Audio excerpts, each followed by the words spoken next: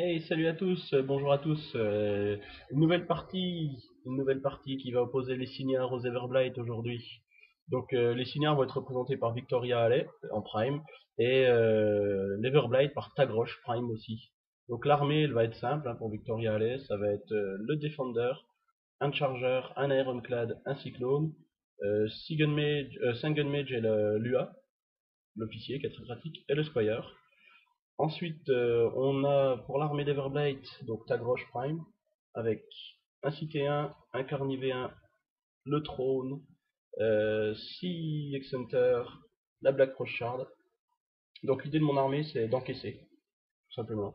C'est de résister au mieux en augmentant l'armure. Alors pourquoi c'est d'où le Trône? Le Trône, il commence à 19, c'est notre meilleure armure en Everblight. Du coup, avec le plus 2 de Tagrosh, ça fait 21.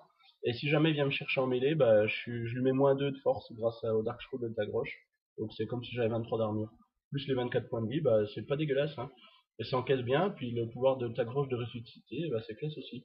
Du coup, j'ai une armée qui encaisse, enfin, c'est une armée de tir, à mon avis, ça devrait pouvoir le jouer. Donc ensuite pour le scénario, bah, c'est close quarter, hein, deux drapeaux, le plus simple du monde, qui sont décalés. On peut dominer le nôtre pour un, ou dominer celui de l'adversaire pour 2, contrôler celui de l'adversaire pour un. Et il y a une kinbox, voilà. Donc le joueur signard a gagné le jet de dés, et il décide de choisir son côté de table. Donc il est sympa, il me laisse commencer, pourquoi pas. Et bah, la partie va pouvoir débuter.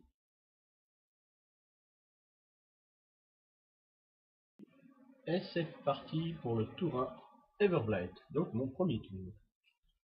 Alors, comme d'hab, tous les premiers tours sont relativement simples. Mon but c'est de me positionner intelligemment. Donc Tagrosh, il a commencé par faire un spine hero sur son trône, ainsi que sur lui-même, et après il a chargé, d'accord, quelque chose qui était tout droit.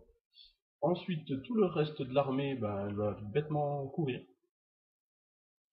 Donc le Carni garde un pied dans la forêt, étant donné qu'on a une armée de tir en face, on ne sait jamais. Bon après, les Gunmage, l'officier fait ils ignorent le continent, mais c'est pour ça.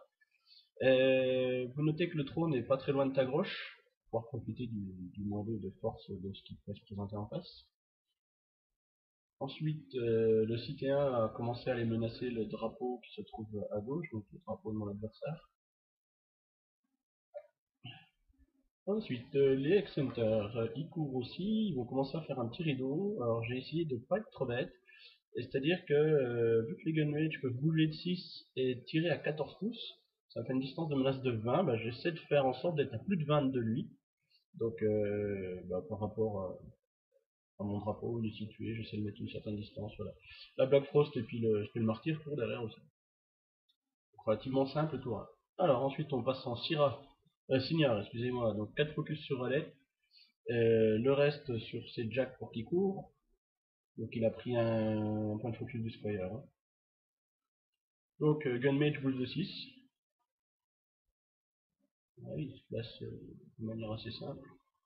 La petite bêtise, l'officier vient se coller derrière ses copains. Alors il colle ses deux copains pour qu'on ne voit pas l'officier derrière, mais bon, moi j'ai des solutions pour ça. Donc le Gunmage tente de tirer droit devant lui à 14 pouces, et vous voyez qu'il est un peu trop loin, je m'étais mis à 15. Ouais, ça va, je m'en sortais bien.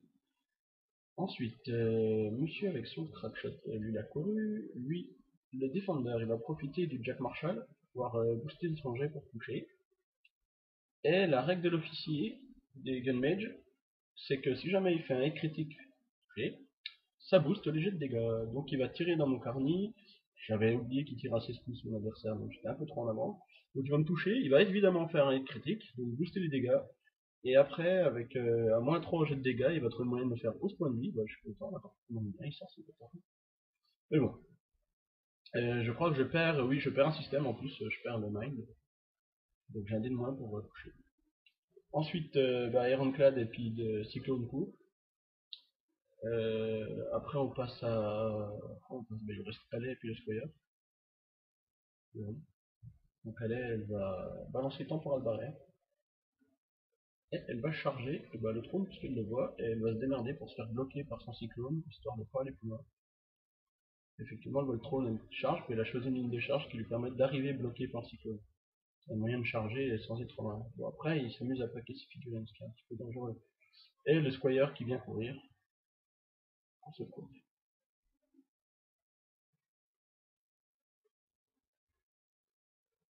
Ensuite, non, deux. Donc il y a deux X-Hunters ainsi que le Citien qui étaient dans le temporal barrière. Donc on unité court, sauf les deux qui n'ont pas le droit. Le leader il essaie de se placer de telle sorte à pouvoir contrôler son unité. Bon, 8 pouces c'est chiant, hein, croyez-moi. Hein. Donc là ça fait un petit rideau de figurines, en sachant qu'il y a du gunmage devant moi. Je vais tenter des petites actions, je vais tenter des petits trucs.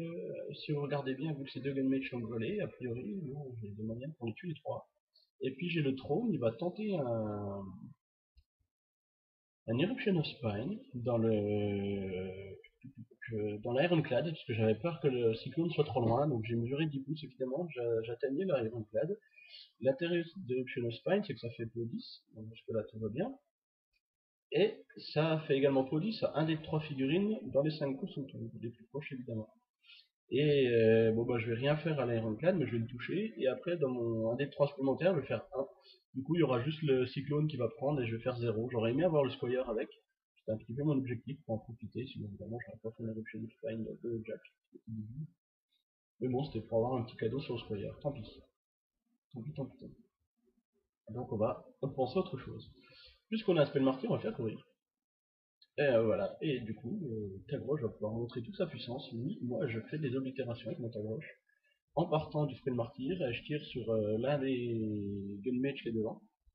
Il n'avait qu'à pas se montrer, et ça va me faire un joli paquet. Donc booster la touche, hein. Bon, ça me coûte super cher, mais...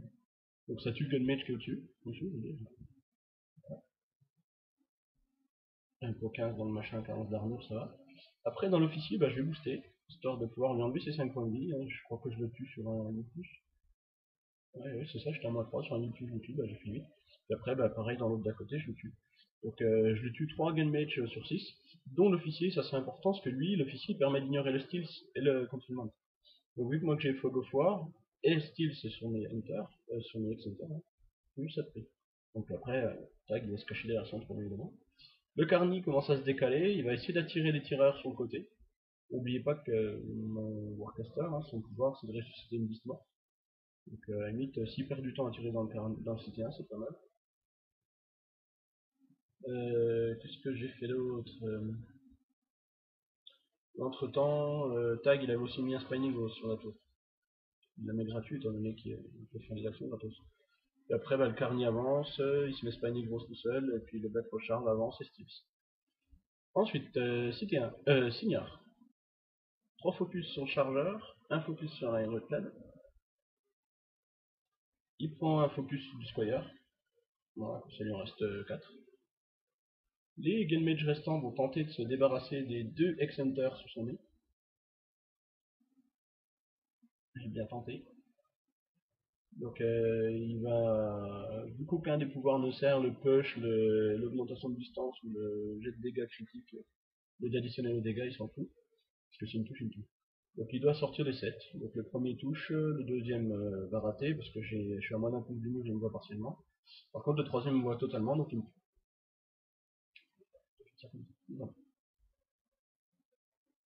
Il aurait pu faire dans un ordre différent, celui qui me voyait mal, il aurait dû tirer ailleurs. Les deux qui me voyaient bien me tirer, et puis celui qui voyait mal, il tirer sur le Garni là-bas avec le plus 4 de distance. Par exemple. Ensuite, là il va faire un truc bizarre. C'est très bizarre. J'ai beau y réfléchir à plusieurs fois, je ne comprends pas le truc. Alors ça avait l'air malin sur l'idée, le problème c'est que qu'il a pas réussi. Vous voyez, il charge mon Center. Donc main gauche dans celui qui est chargé raté, main droite dans le Center d'à côté, raté aussi. Alors, je vois pas pourquoi il a fait ça. Éventuellement c'était pour mettre les gens par terre, ou avec son... Il peut taper du marteau par terre pour mettre tout le monde par terre, à un demi-pouce. Mais c'est même pas, c'est dans les 2 pouces, oui, il aurait dû faire ce truc pour faire tomber mon carnier et puis mes deux Center. Mais bon, non, il ne veut pas. Ensuite, le cyclone, on va poser ces deux petits gabarits de rafale qui sont pour 12. C'est-à-dire que si jamais j'entre ou je termine l'activation dedans, bah, je prendrai les P12. Donc il s'amuse à en placer un sur l'objet. Ça empêche Tag pendant un tour d'y aller en gros. Pourquoi pas. Ensuite, qu'est-ce qu'il va faire d'autre de méchant? Pour l'instant, c'est pas très bien joué ce qu'il va faire.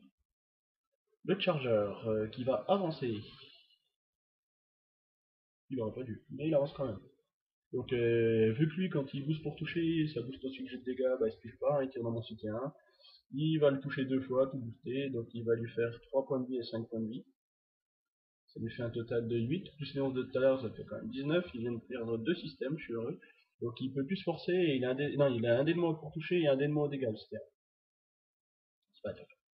Et enfin, le Defender va tirer aussi sur le cité 1, et va lui faire perdre encore 5 points de vie. Voilà, comme ça, là, il se retrouve à 24 points de vie perdu, le cité 1.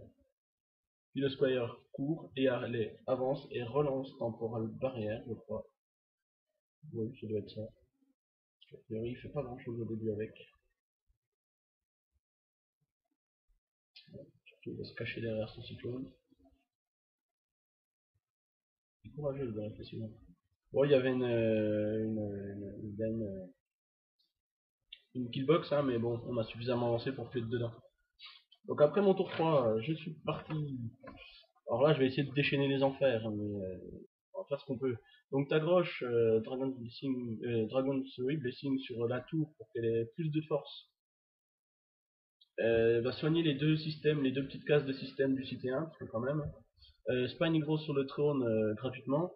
Et puis va avancer et va donner Spine Gros au cité 1.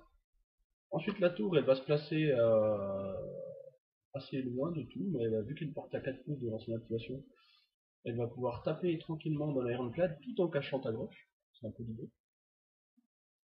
Donc ces trois attaques vont toucher.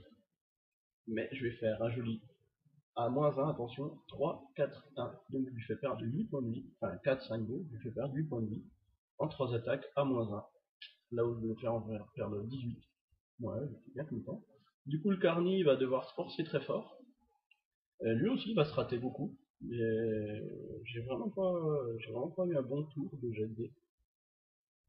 Donc il va utiliser ses 4 points de furie et ses 3 attaques initiales pour pouvoir casser le Ironclad qui est 12-18, hein, ce qui n'est pas non plus exceptionnel. Mais bon, tant pis, hein, on fait avec. Et bon, la principale c'est qu'ils sont morts. Du coup ce qui m'embête c'est que j'ai quand même 4 points de furie sur le Carny. J'en ai encore un sur ta droite, ça veut dire que mon cité là il ne va pas non plus faire n'importe quoi. Il ne va pas trop s'emballer. Qu'est-ce qu'il me reste quelques Excenters, je crois qu'il me reste 4. Oui, c'est ça, il me reste 4. Bah, ils vont tenter de se déplacer. Lui, il pouvait passer dans les deux zones. Il était déjà dans les deux zones, donc il est passé tranquillement. Puis les autres, bah, ils vont se déplacer en faisant 7 pouces. Il y en a un qui va se mettre au contact du cyclone. Mes 3 X-Hunters vont tenter de tirer dans les Gunmage. Je devrais en tuer 2, c'est ça. Donc il en restera plus qu'un. Est-ce que je suis le deuxième? Ouais, je suis le deuxième, je suis trop fort. Et il en reste plus qu'un, il réussit son test de commandement, ça va. Puis le quatrième, bah, il a tenté de tirer dans le cyclone, mais visiblement il devait être trop près du cyclone et il l'a raté. C'est normal. Ensuite, la Black Roche Charm, bah, ils ont fait leur 6 pouces. Voilà, et je vais leur laisser Steels. Et ils vont tenter de tirer dans le Gunmage qui reste. Bon, bah, avec le sort, il le détruit. Je suis content, il n'y a plus de Gunmage. Débarrassé. Débarrassé. Et après, moi, le CT1, il a une jolie zone pour pouvoir taper et le Defender et le Charger. Donc, du coup, je vais taper. Je vais faire mes 2 attaques initiales dans le Defender. En boostant, pour être sûr. Je vais réussir à le détruire. Mes 2 attaques qui vont le toucher vont générer une troisième attaque gratuite dans le chargeur, puis après je vais quand même être obligé d'utiliser 2 points de furie pour terminer le chargeur, le Defender. Donc ça veut dire que j'ai mis 4 furies sur cité 1. Je suis donc à 4 sur le cité, 4 sur le Carny et 1 sur ta gauche. Donc ça risque de très chaud tout à l'heure. Mais bon, je peux me consoler avec le fait qu'il se retrouve avec un chargeur en mêlée avec le cité 1, qui est mal en point le cité 1, mais bon, vu qu'il a été impressionné, tant mieux. Et qu'il lui reste plus qu'un cyclone et sa petite miss. Donc après, c'est son troisième tour à lui.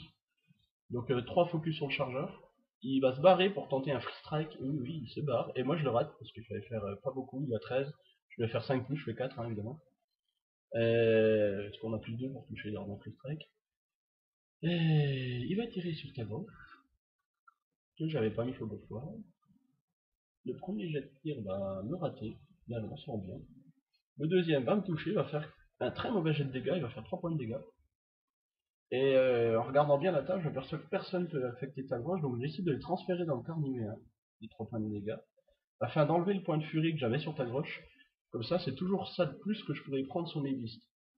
Comme ça laissera plus qu'un point de furie sur une de mes listes au lieu d'en laisser deux. Donc c'est toujours, voilà, c'est toujours un threshold plus facile à faire. Ensuite, Victoria Alley, qu'est-ce qu'elle va faire? Elle va claquer son feat. Il est peut-être temps qu'elle le fasse, elle aurait dû le faire le tour d'avant, mais tant pis. Il va enfin mettre Arcane Shield sur un de ses jacks, il aurait dû le faire au premier tour, ça aussi, parce que Temporal Barrière, ça servait strictement à rien au premier tour. Et il va lancer Deadeye sur le cyclone. Alors là, on a commis une petite faute de règle. Ouais, on va faire une petite bêtise. A priori oui, parce que le cyclone, on va lui faire utiliser Deadeye, mais assez mal en fait. On va lui donner un dé additionnel à tous ses tirs, au lieu de seulement le premier. Alors ça change un peu la donne, parce que du coup, il va braser Miyak Center. Et c'est au dernier tir qu'on va se rendre compte qu'il a utilisé des dés en trop. Mais bon, entre temps, il m'aura tué mes 4 X-Hunters. Et il va même enlever un point de vue au Carnien parce qu'il est gourmand. Voilà. Alors, du coup, des dice, c'est vachement bien, mais c'est vachement bien sur le Gunmage, pas sur le Cyclone. Voilà. Donc j'ai un point de vue de moins sur mon Carni, mais on s'en fout. Allez, mon tour 4. Tour 4, toujours de la violence. Donc là, vous voyez, j'ai perdu que mes X-Hunters pour l'instant. Donc là, je vais commencer par faire des trucs tout simples. Je vais envoyer ma Black Frost Shard au travail, donc je vais envoyer moins de def sur le cyclone, je vais toucher. Donc ensuite Kiss of Lilith sur le cyclone, enfin Lilith, pour avoir moins 2 pour en armure. Et le troisième, il va tenter son petit tir sur le Squire et je vais enfin le tuer. Bon, ça ne servait à rien, parce que de toute façon il avait prélevé tout son but, le signard.